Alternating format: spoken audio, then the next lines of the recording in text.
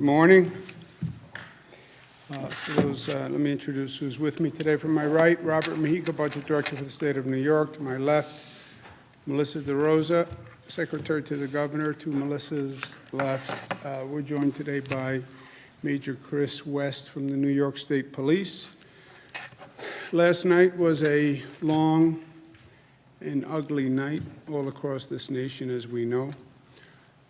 Let's talk about where we are today with the COVID virus first. The number of hospitalizations are down again. The net change in hospitalizations down again. Intubations down again. Number of new deaths still dropping. All good news. Number of lives lost down to 56, which is, in this absurd reality we live in, actually very, very good news.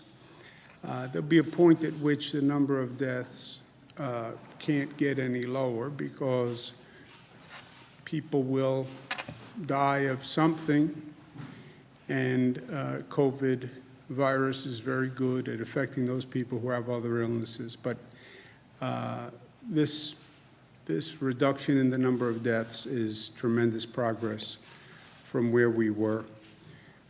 And we have gone through hell and back, but we are on the other side.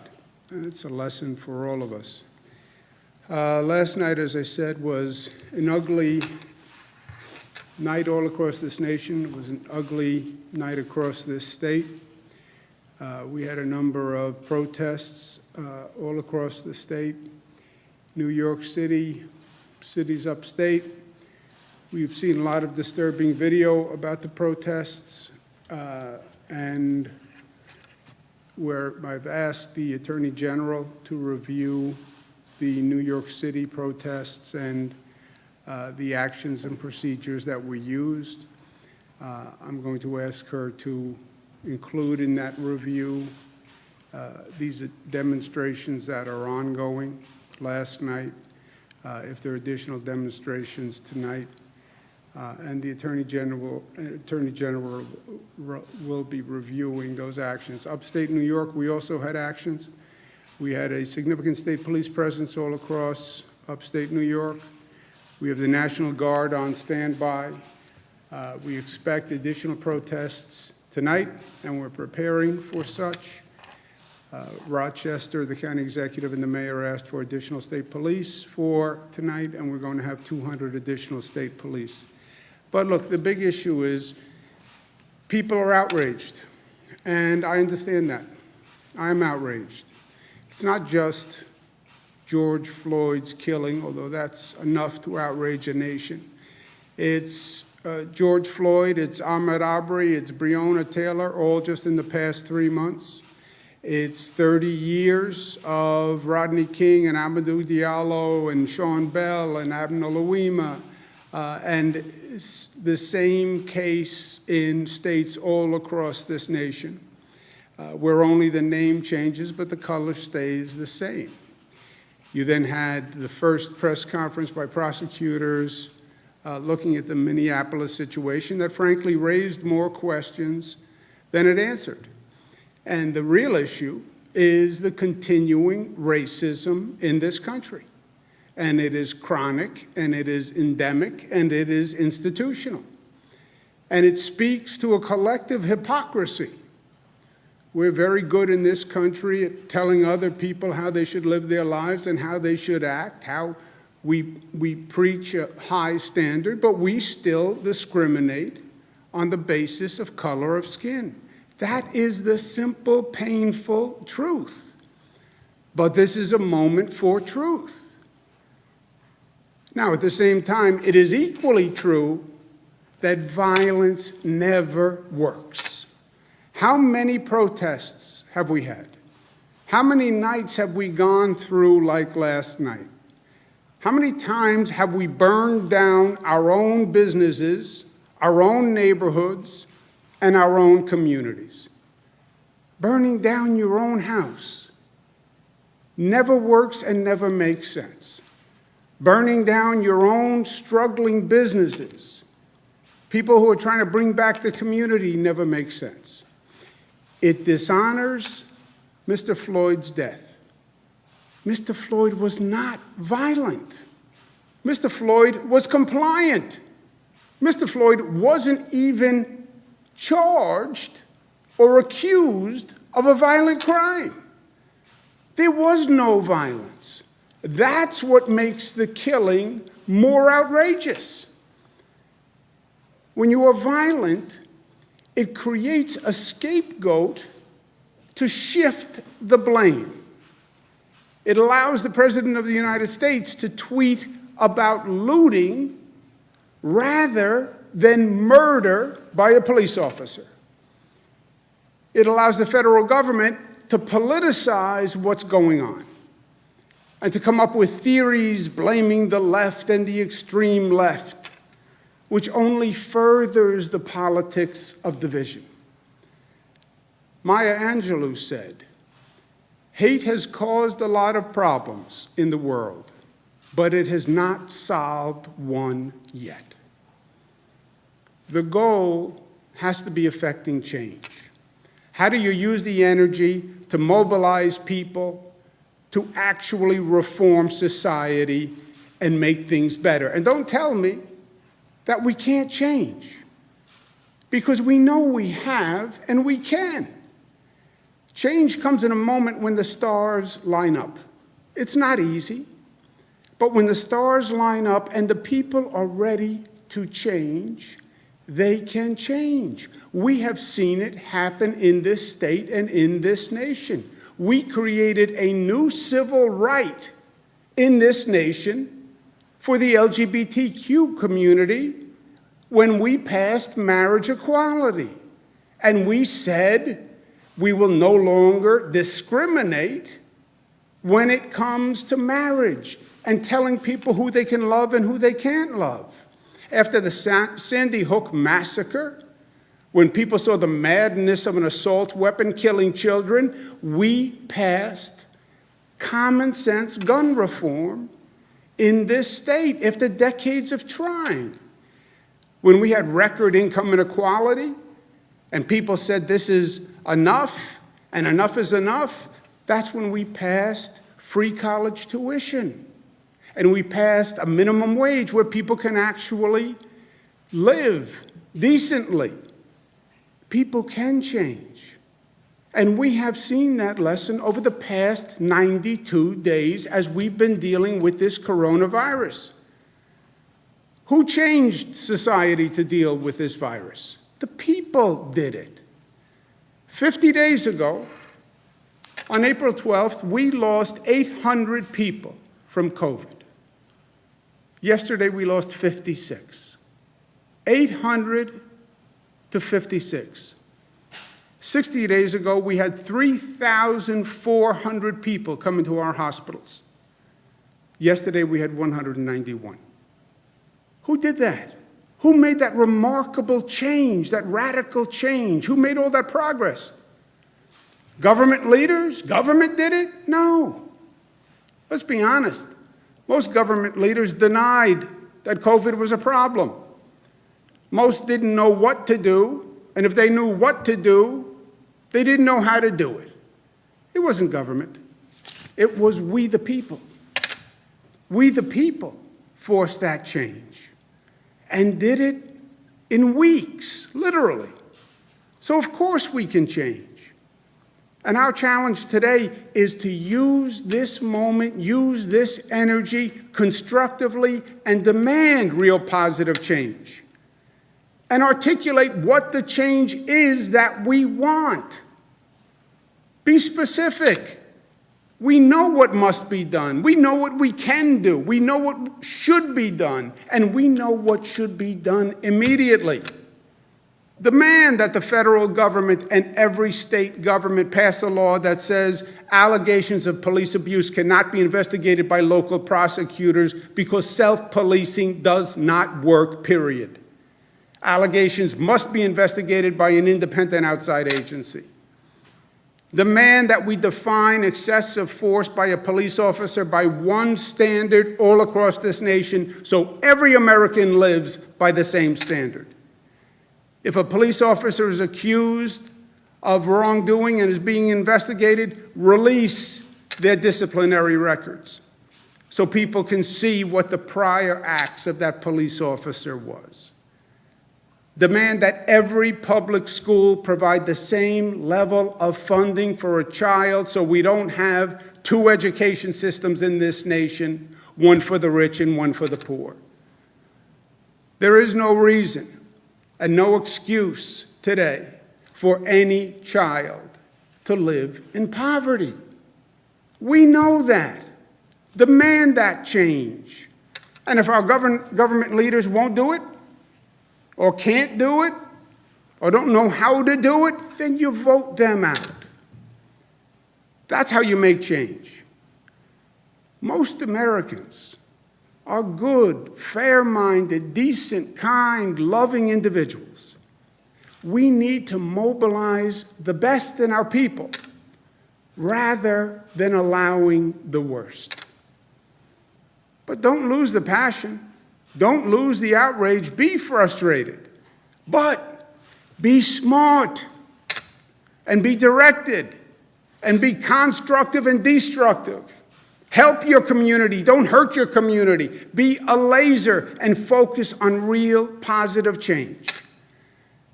That's how this moment becomes a different moment in the history books. That's how George Floyd's death does not become just another name in a long list of people who should have never died in the first place. George Floyd must not have died in vain. Mr. Floyd's killing must be a moment in which this nation actually learned and grew and progressed to make this place a better place. And we can do it if we are smart together. Langston Hughes told us the ultimate goal: make America the land that fulfills her promise of greatness for all Americans. That's what this is about. We can do that. We have shown what we can do. Use this moment, use this empowerment, use this mobilization, and use it for good.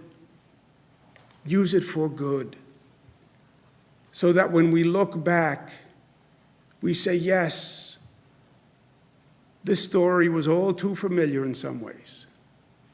What happened to Mr. Floyd was all too familiar. But the outcome was different, and the outcome was historic, and it was actually a moment of positive change. That has to be our goal. All of us, from the angry young protesters on the street, frustrated, energized, lashing out, to government officials on both sides of the line, to the police officers, 99.9% of them who are good, hardworking people who are trying to help their community. It's a common goal. We just have to be smart enough to get there. Questions? Governor, last night we saw a lot of videos of NYPD accelerating into a crowd of protesters. There's videos of NYPD officials pulling down the masks of protesters and pepper spraying them, and just violence on both sides.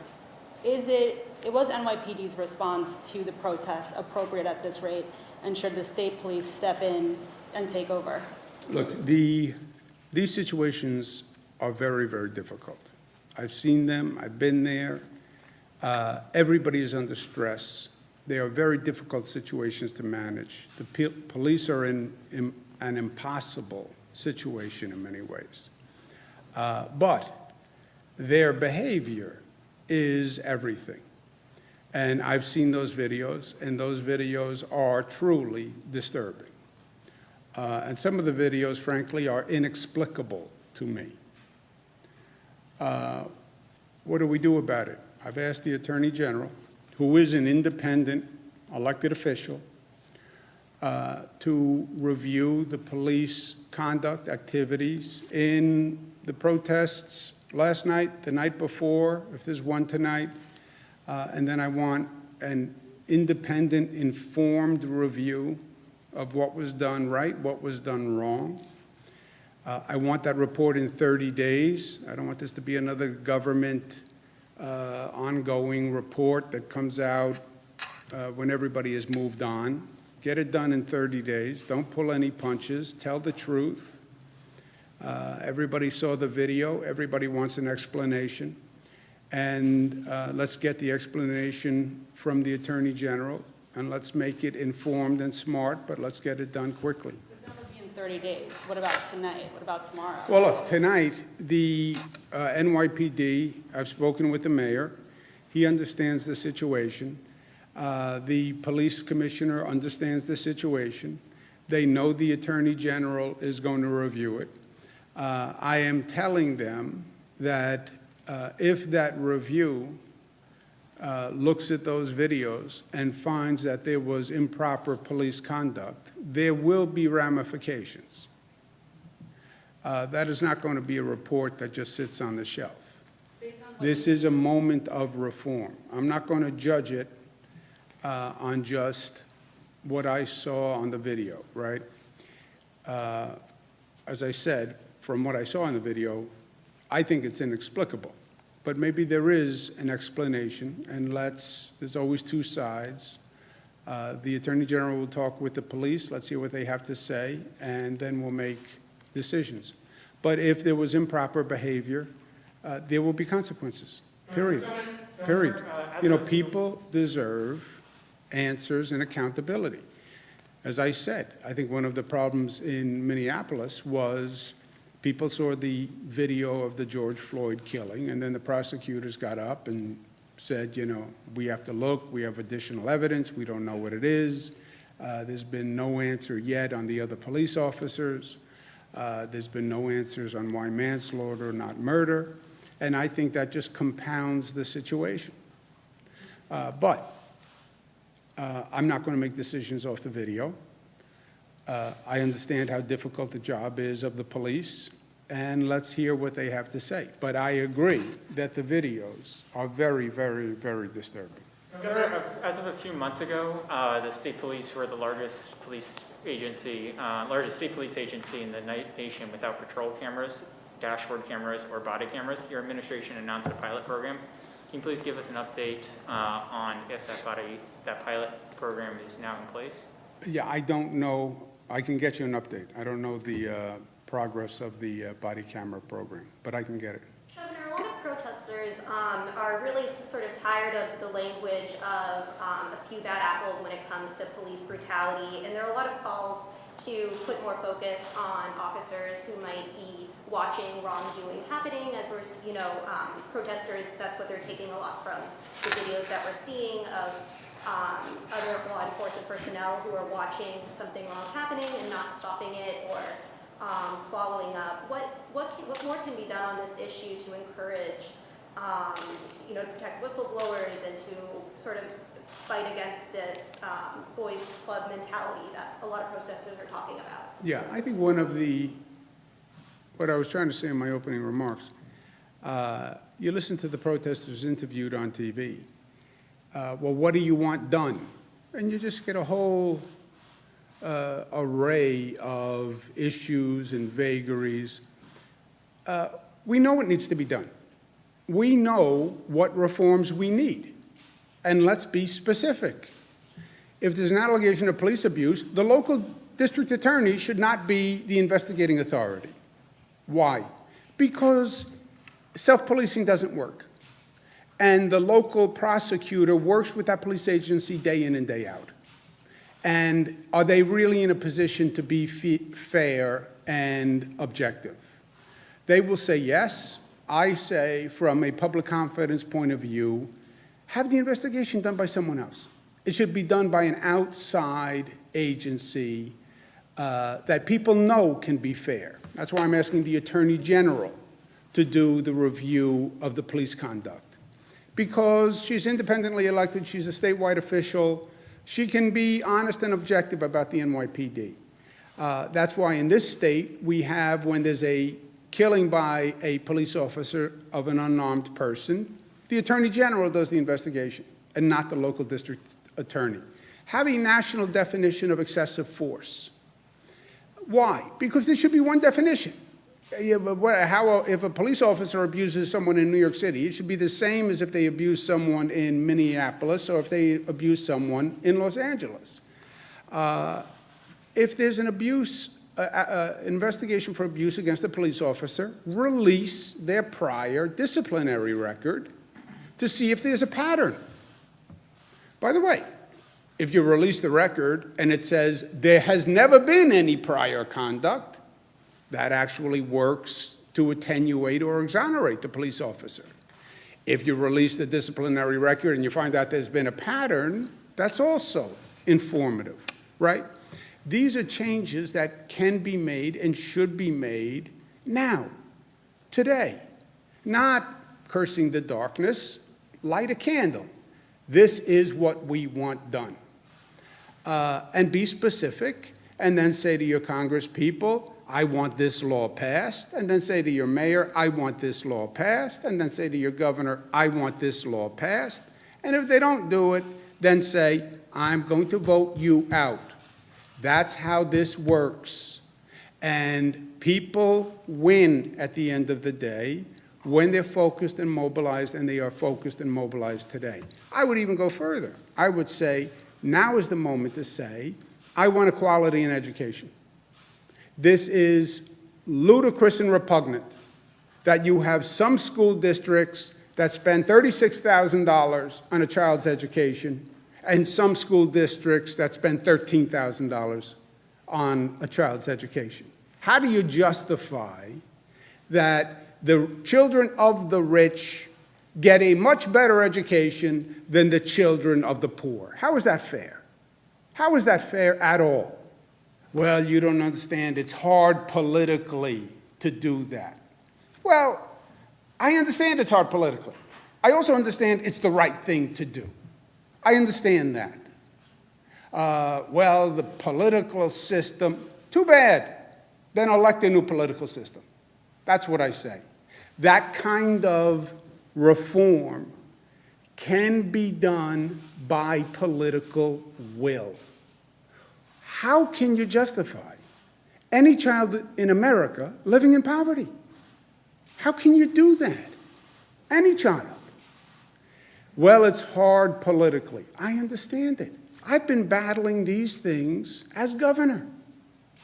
I would welcome an empowered citizenry that says, yes, we demand equality of education funding. I would welcome it. I proposed it every year. I can't get it. Be specific about the changes you want made and focus that energy. Make it a laser and actually effectuate change. How does George Floyd become different than Rodney King, than Abner Louima, than all these cases, 30 years in my lifetime, 30 years of the same basic situation? And what changed? Nothing. Nothing. Governor, a lot of the people. Go ahead. A lot of the people that we've been speaking to over the last 2 weeks feel that the government is at fault for their situation, specifically people in poverty, with what's going on with the pandemic, because a lot of people were forced out of work and now they're waiting for unemployment, and it's been 3 months and they haven't gotten any money. We have people calling our news station in tears saying that they can't get through to the unemployment line, and they're saying specifically something this state government can do to help them is to open in-person unemployment lines and make sure these people get their money, because what I'm hearing from people is this state of unrest that a lot of these folks that we're seeing are in. They're just desperate. They were already poor.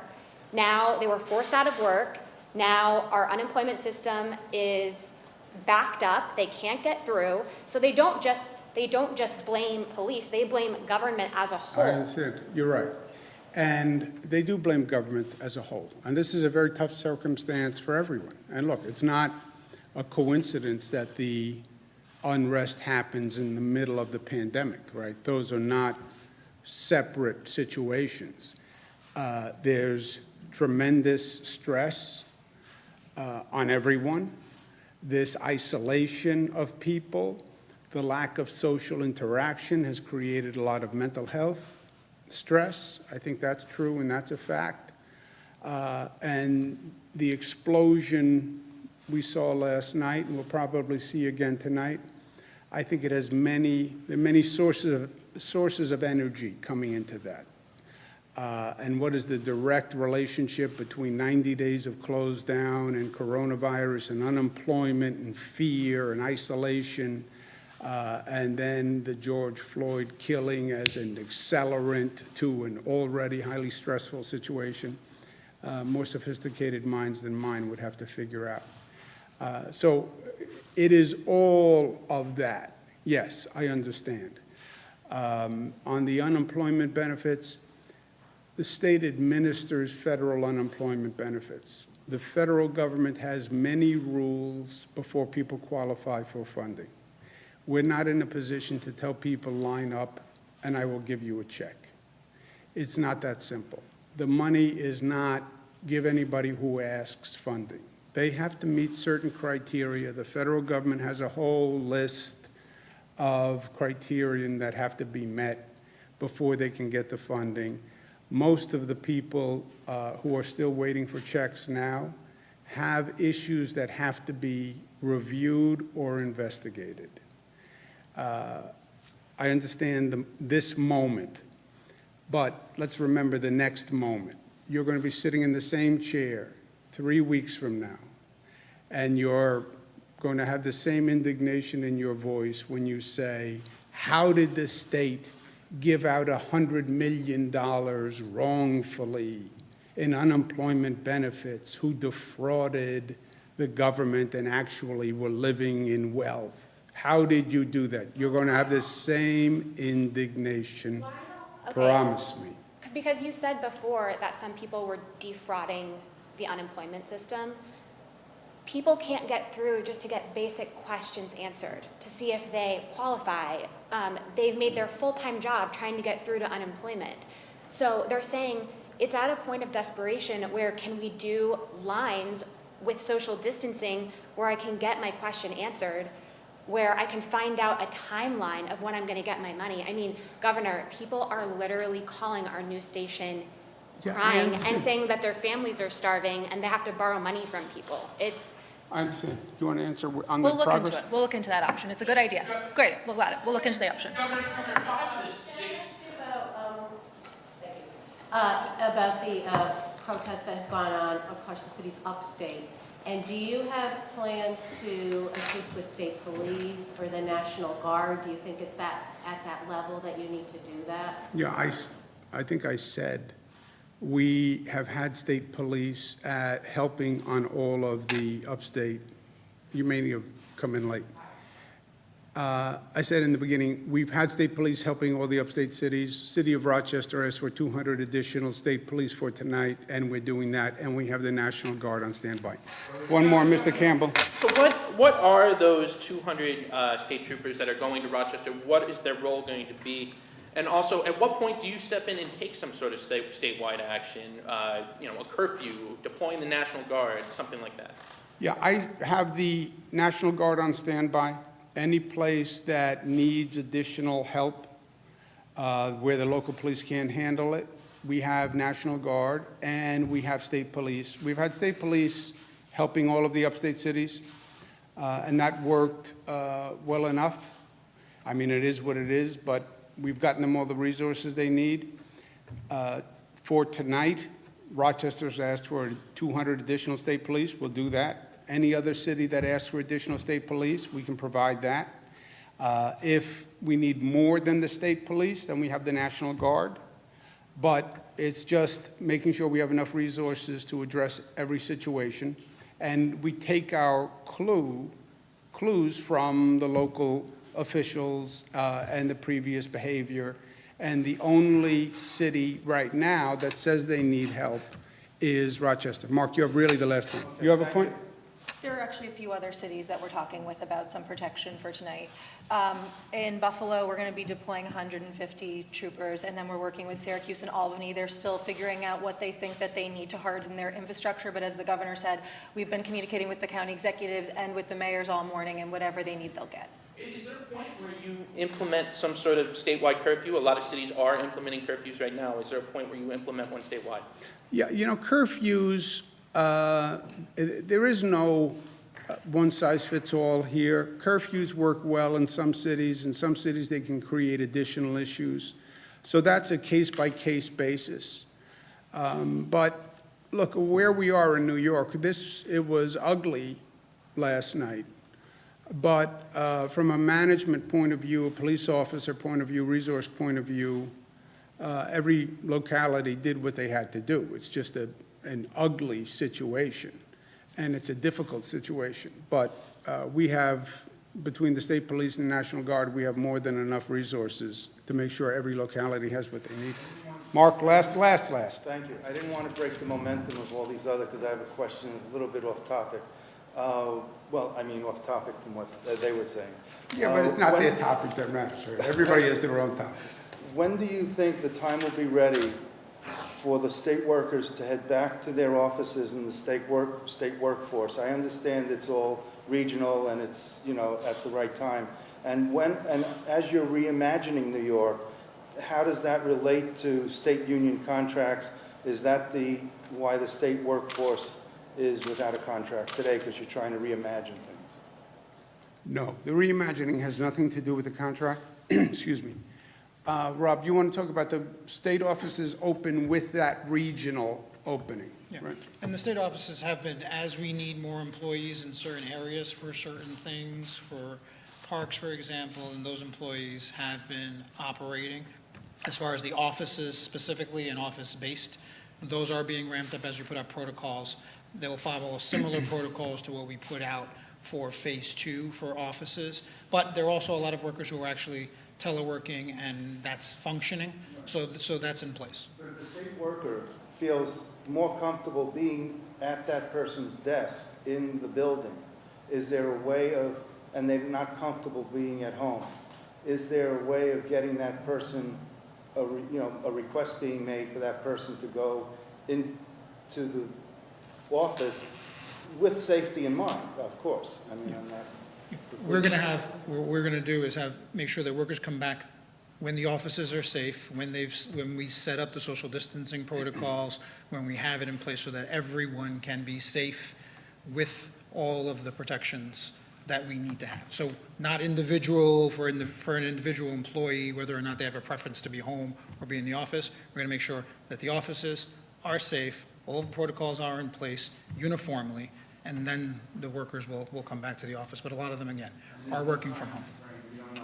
Along with the phases. So as phase 2 comes in, that's when. So right now is when we're doing that. Okay, it was a long night. It was a long night. Get some rest, and hopefully we have a better night tonight. I'll see you tomorrow.